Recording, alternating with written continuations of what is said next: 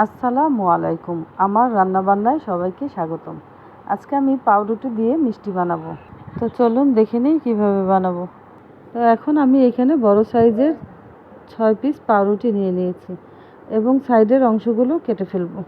এখন পাউরুটিগুলো ছোট ছোট করে কেটে অল্প অল্প গরুর দুধ দিয়ে হাতের সাহায্যে আমি পাউরুটিটাকে মাখিয়ে একটা সুন্দর ডো তৈরি করে নেব। তো আমার ডোটা পুরোপুরি কমপ্লিট হয়ে গেছে। এখন আমি হাতে ঘি মেখে মিষ্টির শেপ করে নেব। তো দেখুন এরকম আমি মিষ্টির শেপ করে নিয়েছি, আপনারা আপনাদের পছন্দ মতো করে নিতে পারেন। তো আমি একটি প্যানে তেল দিয়ে দিয়েছি। তেলটা গরম হলে মিষ্টিগুলোকে ভালোভাবে দিয়ে নাড়াচাড়া দিয়ে লাল লাল করে ভেজে নেব। তো দেখুন মিষ্টিগুলো একদম লাল লাল করে ভাজা হয়ে গেছে। এখন আমি এগুলোকে উঠিয়ে নেব। তারপর একটি পাতিলে আমি 3 কাপ পরিমাণ পানি নিয়েছি এবং 1 কাপ পরিমাণ চিনি দিয়ে ভালোভাবে ফুটিয়ে নিলাম।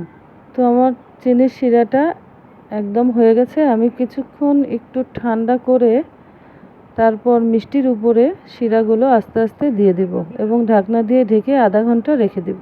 তো আধা ঘন্টা পর আমার মিষ্টিটা পুরোপুরি কমপ্লিট হয়ে গেছে। তো আমার ভিডিও যদি আপনাদের ভালো লেগে থাকে লাইক করবেন, কমেন্টস করবেন এবং বেশি বেশি শেয়ার করবেন। আল্লাহ হাফেজ।